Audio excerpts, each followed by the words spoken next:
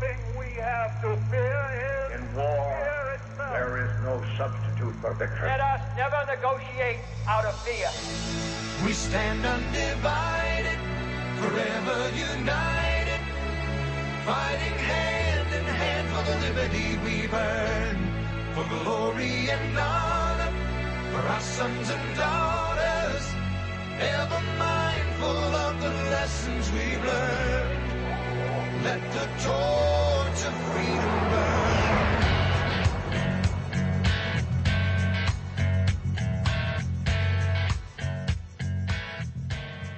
Welcome to the intersection of faith and politics. This is WallBuilders Live. Thanks for joining us. You can visit online at wallbuilders.com and wallbuilderslive.com. The purpose of our program is to look at the issues of the day from both a historical and a biblical point of view. So we're analyzing and looking at every issue, whatever it might be that's happening in the culture and politics and movies, whatever it might be, and analyzing it from those 2 points of view. I'm Rick Green. I'm here with Tim Barton and David Barton. And, guys, of course, we look at government a lot, and we always make, not just our argument, but really the Founding Fathers' argument for why free enterprise is better than socialism. A lot of people like socialism because they think if government will do everything for me, it'll be more efficient, it'll be easier, and I won't have to work as hard. Is that really true? It has never been true. Efficiency comes when you have accountability. And if you don't have accountability, you don't have efficiency, and there's nowhere in the United States that lacks more accountability than the federal government. And a great example of that is all the scandal that's been going on with the VA over the past several months, problems revealed years ago, never been taken care of. But I have to absolutely applaud what has happened, particularly over in the House. They said, because Shinseki, he left, he resigned, but my problem wasn't with him. My problem was not with him at all, because if he had had the tools to be able to go chop some heads off down lower and had not done it, then my problem would be with him. But as it turned out, he was not able to chop off any heads of the people who let folks die almost intentionally down there. And so the House moved very quickly, and the House passed a bill that said, we got all this civil service stuff, and you're not allowed to terminate employees in the federal government. Now, you can in congressional offices. This is one area where the congressmen exempt themselves from federal laws. You can't get rid of federal employees, but you can in a congressional office or senatorial office. You can fire people at will. If they don't do the job, you get rid of them. We don't believe that in the federal government. So they exempt themselves from that federal law. And so what the House did was they promptly passed a law that says, okay, if you are incompetent and you're in the VA and it has been shown that you were responsible for any of this stuff, then we have the ability to fire you at that point. And the Senate refused to take that bill up. They did not want accountability for those who have been egregious violators in the VA. And so as a result of this mentality, I want to read you just I'm working on a book right now that has some of this in there on how American government has changed in the last 15 to 20 years. Let me just read you part of some of the examples that are out there. And I'm just going to go to one state that protects its employees the same way the federal government does, and that's Connecticut. So because you cannot fire people in Connecticut, because you can't get them out of government, listen to this. Now, this is just their own list. Richard Staub, a retired juvenile probation officer, has been convicted of sexually assaulting underage boys that he oversaw as a juvenile probation officer. He still gets paid $55,030 every year. He's been convicted of sexual assault, but they can't get him off the payroll. You also have former state representative Jefferson Davis. He's on the state's sex offender registry list for being convicted for inappropriate sexual activity with a young boy, and he still gets his paycheck. He still gets $5,700 annually. The state can't stop that. You have former Senator State Ernest Nelson, who served prison time for pleading guilty to accepting a bribe, and he still gets nearly $8,000 a year from the government. You have former Bridgeport Mayor Joseph Gannon, who is convicted for using his office for personal gain, and he continues to get $14,000 a year. And you have former Governor John Rowland, who spent 10 months in federal prison pleading guilty on corruption charges, and he's still getting paid $50,000 a year by the state. Now, that sounds like you're being rewarded for bad behavior, not punished for bad behavior. Yeah, you don't have to keep doing the work, but you still get paid. You still get paid. So what kind of accountability? Why wouldn't somebody in the VA just do what they want to and ignore it? Because there's nothing that can make you accountable. And so that's why government is not efficient, particularly today. I think government could be a whole lot more efficient if we had accountability, but we refuse to have accountability. and we won't fire anybody. We can't fire anybody. Even these guys that may have killed people in the VA, the Senate says, well, we're not going to fire them. We got to protect them. This is absolute nuts. Well, but we're never going to have accountability in a government administration program. That's really the idea of the free market. In the free market, the business is what determines whether or not there's going to be accountability, because the boss is able to keep the employees accountable. Because if they're not doing a good job, we're not having people coming in, and so we're losing business.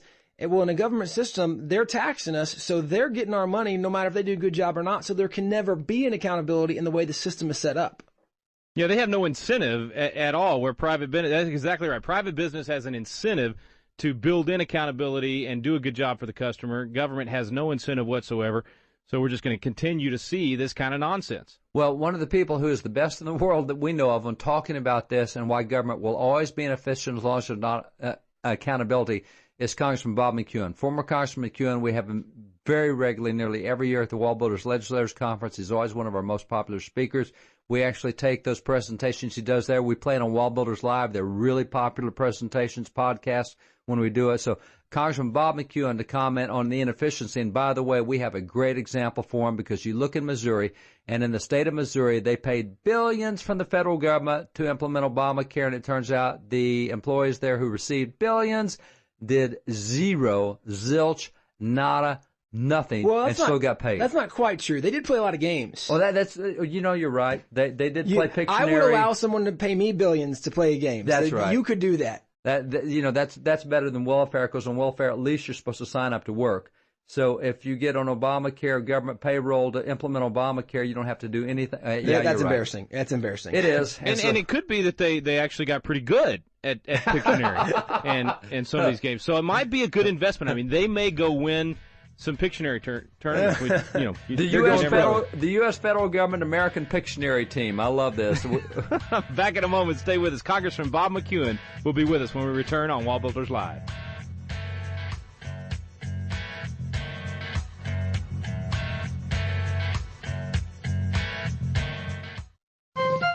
This is David Barton with another moment from America's history.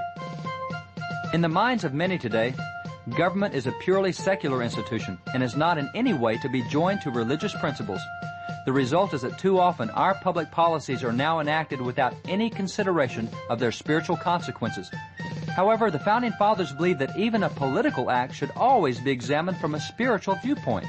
For example, in his inaugural address, President George Washington declared, "We ought to be persuaded that the favorable smiles of heaven can never be expected on a nation that disregards the eternal rules of order and right which heaven itself has ordained."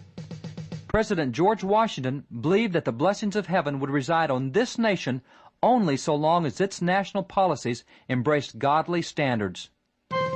For more information on God's hand in American history, contact WallBuilders at 1-800-8-REBUILD. Let the torch of freedom burn.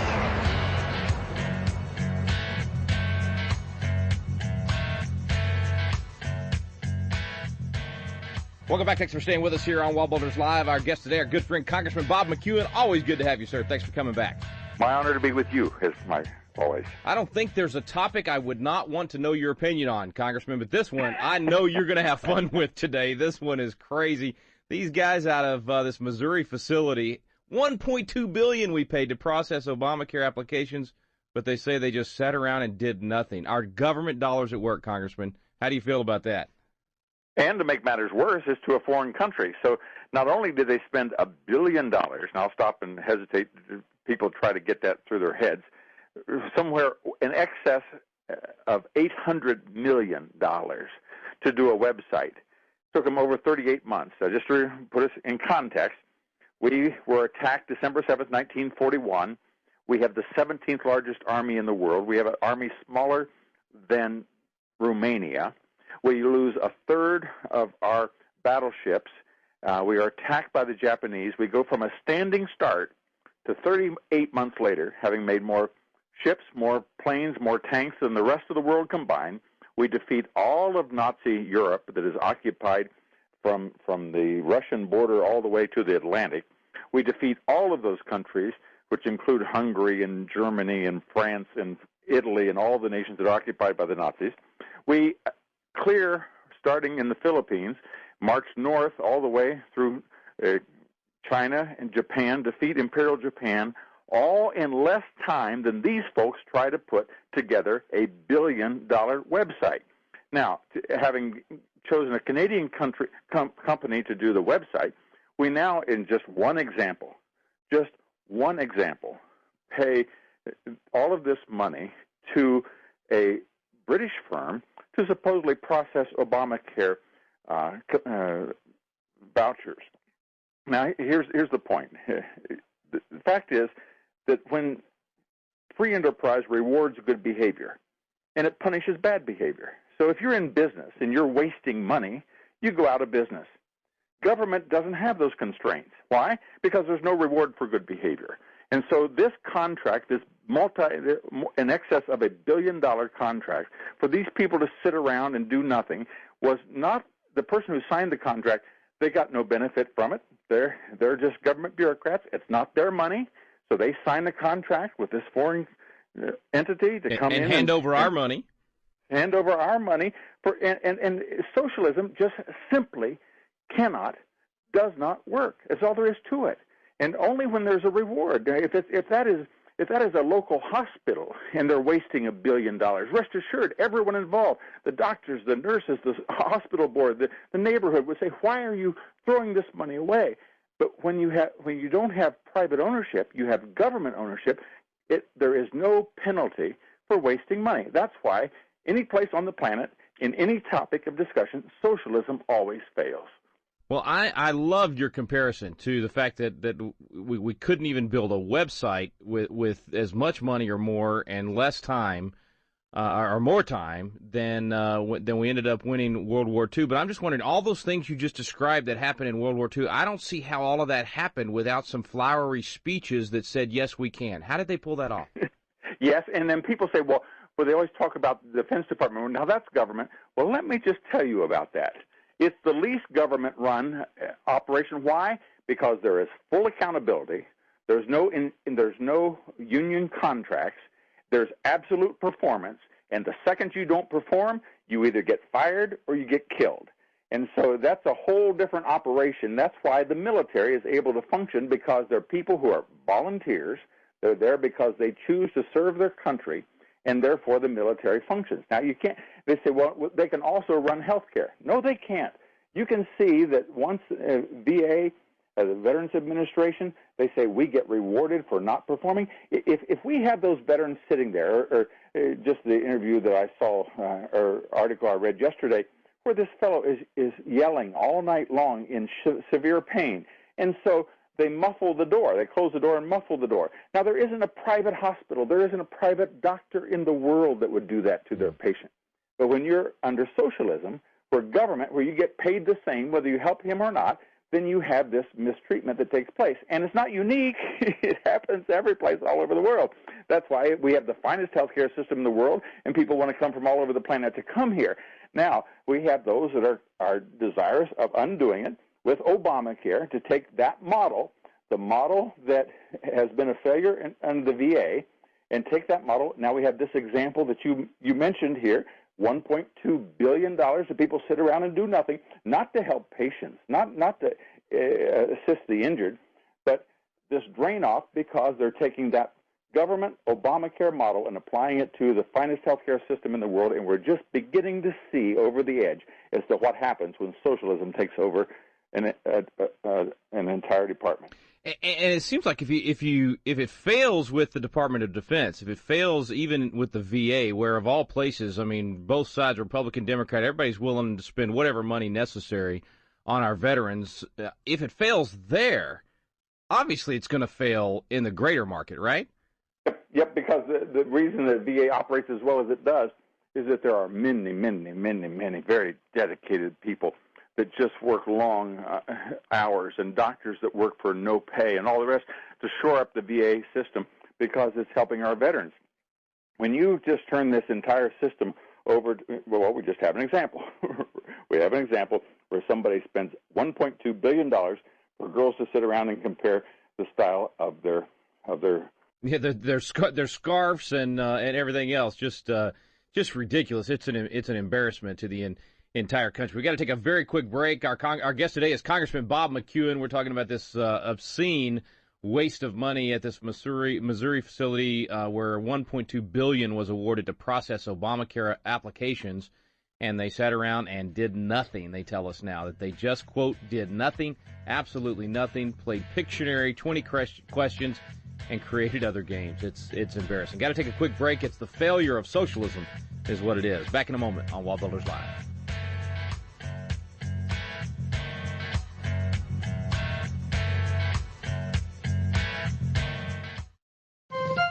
This is David Barton with another moment from America's history. In the case Lee versus Wiseman, the Supreme Court ruled that for an adult to mention the word God at a public graduation constituted both psychological and religious coercion against the students. Yet consider the actions of William Samuel Johnson, a signer of the Constitution and one of America's leading educators who served as the first president of Columbia College. At his graduation exercises, William Samuel Johnson declared to the students, "You this day have received a public education, the purpose whereof hath been to qualify you better to serve your Creator and your country. Your first great duties, you are sensible, are those you owe to heaven, to your Creator and Redeemer." Founding Father William Samuel Johnson believed that a public graduation was an appropriate setting to remind students of the duties which they owed God. For more information on God's hand in American history, contact WallBuilders at 1-800-8REBUILD. Let the torch of freedom burn.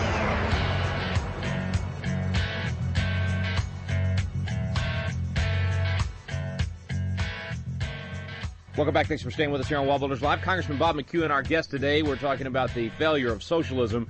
And just one example, as you were saying earlier, Congressman, just one example of the failure is this $1 billion being wasted on this firm to process Obamacare applications.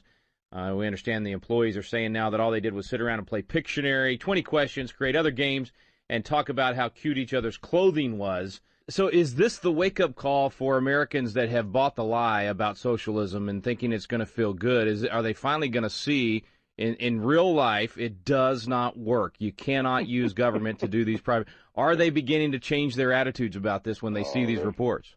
Oh, you would certainly hope so, wouldn't you? But we only have an entire planet as an example, and yet they still sell it. Yep. You know, they say they have dialysis is free. Chris Matthews and these other limousine liberal millionaires always talk about how they want to get the profit out of health care. And in Britain, there's no profit, and they have free dialysis. Well, dialysis is cut off at age 55. Now, in America, we hardly start giving dialysis until well after that. And so they ration it to the point, same way in Canada, where you have to wait to see a specialist. And so there's 42% higher death rates for cancer once it's diagnosed than it is in the United States, because when you have government running it, you have bureaucrats deciding, hanging up on you, putting on a waiting list, hiding their waiting list, as opposed to you having the power to choose your doctor and your hospital, which, of course, everyone knows that's superior. The president obviously knew it was. He knew that was the failure of Hillary Care, because people said we're going to lose control, and so he decided to go out and say something that he knew wasn't true. Now, you can say that maybe he just is so massively, massively stupid that when everybody was telling him for 3 years that this is what this bill would do, that he didn't know that it would take away your right to choose your doctor and your hospital. And so he was really, really stupid and didn't know that. Or the other option is that he knew intentionally all along.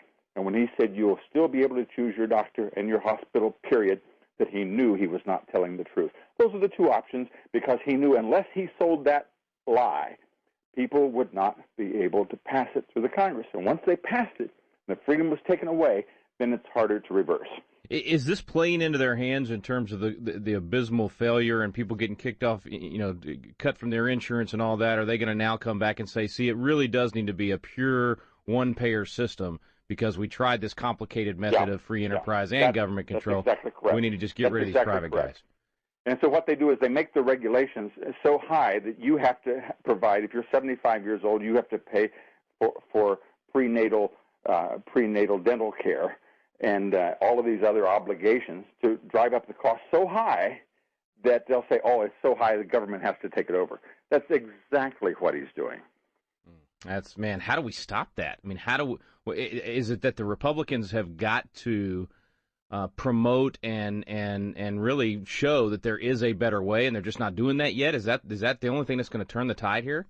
I think you're correct. You have to provide a superior alternative, a superior idea. So that means we have to have people that understand that free markets are better and can explain it. And as soon as they do it, then people will opt for it. But as long as we play his game and say things like, well, there's good parts that we want to keep. No.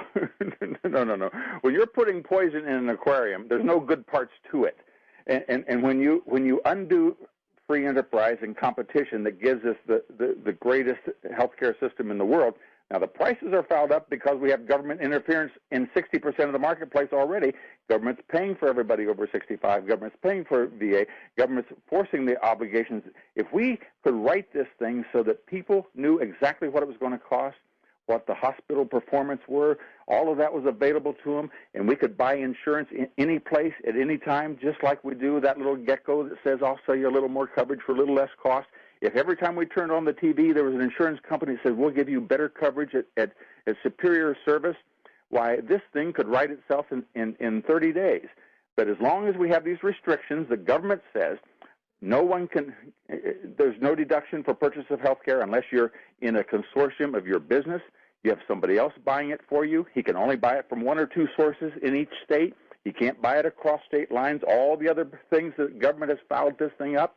If we took all of those away and let competition enter and let the insurance companies in Delaware or Illinois or Florida compete, why, this thing could be fixed rapidly. No doubt about it. We got to get folks educated on it. As long as people like Chris Matthews can sell the idea that profit is bad, ignoring what Ben Franklin and so many others said, we won't get it turned around. That's why we want to highly recommend, Bob, you do the best teaching I know of on free enterprise. What's the website folks can go to get some of your materials to learn why profit's actually good, why free enterprise is good, and socialism is bad? Well, WallBuilders is the best place you can go, but also Bob McEwen. Female sheep is a U, E-W-E. So it's Bob McEwen, M-C-E-W-E-N, BobMcEwen.com. Go visit there today, folks, BobMcEwen.com. I have to admit, right here on the air, that's where I get all my material I actually use in my classes. I steal it from Bob. Congressman McEwen, God bless you, brother. Ya. We sure appreciate you coming on. With great respect. Thank you much. Back in a moment with David Barton.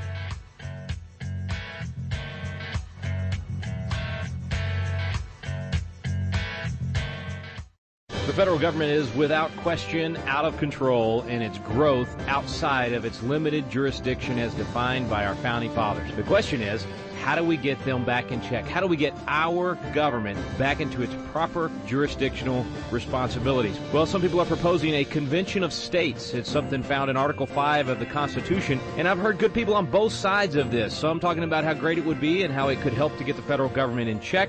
Others saying that it's a bad idea. Well, here at WallBuilders, we look at things from both a historical and a biblical point of view, and that's what we're going to do. We're going to analyze this issue of a convention of states. It's going to take place in a live webinar where you're going to have the opportunity to ask questions.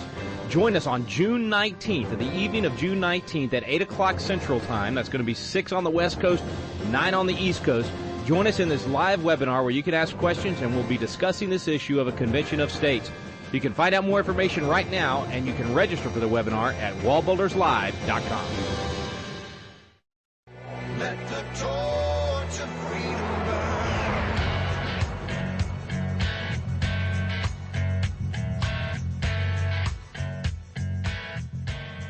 Welcome back. Thanks for staying with us. We're back here with David and Tim Barton now. And guys, I love Bob McEwen. I tell you, he just makes it make sense. But if we don't get people to study some of the things he's put out, we're not going to figure out as a nation why socialism is so bad and free enterprise is so good, because it's not being taught in schools. So parents, go to that website, go get some of Congressman McEwen's books and DVDs, and get your kids to listen to them and watch them. Particularly his DVD called Politics Easy as Pie. That's absolute must view for everybody. That's one of the easiest primers on how government's supposed to work, why it doesn't when it doesn't. And by the way, Tim hit it before the break with Bob, and that is you got to have a free market system. And that's why, you just don't often go into McDonald's and have a jerk wait on you, or Wendy's or anyone else, because they're service-oriented. If they aren't service-oriented, they chase people off, and then they get fired. It's real simple. But the federal government is ineffective. It's inefficient. It is rude. It is condescending. They are arrogant because there is no free market type of system of accountability. And that's what will have to change at some point if we're ever going to get there. Well, let me jump in even beyond the free market. Just because you mentioned McDonald's and other places you go, there is a different standard of service when you go somewhere like a Chick-fil-A, though. That's right. Or if you go to a Hobby Lobby, because not only is it in the free market, but there's a system of morality that they uphold for the people that work for them. And this is where you see not only does the free market work, but Christian and biblical principles also are really nice, regardless of where the store is I go. If someone can be polite and someone, hey, my pleasure, I'm happy to help you, I like being here. And, you know, I'll guarantee you that not everyone who works at Chick-fil-A is a Christian. Not everyone who works at Hobby Lobby is a Christian. But the type of atmosphere of morality, you're right. What they put around those guys, the service level is completely different when you have that kind of a philosophical approach, whether or not you're a Christian or not. And there's a reason they can do the productivity in 6 days. It takes other companies 7 days to do. That's right. Because the free market has determined we like these guys and we're going to support them. Have y'all noticed how many businesses have adopted the my pleasure response whenever we say thank you? And it all came from Chick-fil-A. Chick-fil-A started that years ago, and I'm hearing that everywhere I go now, and it's all because they saw it working with Chick-fil-A. Marketplace is incredible. Good stuff, folks. Thanks to Bob McEwen for joining us today. Thank you for listening to WallBuilders Live. We stand undivided.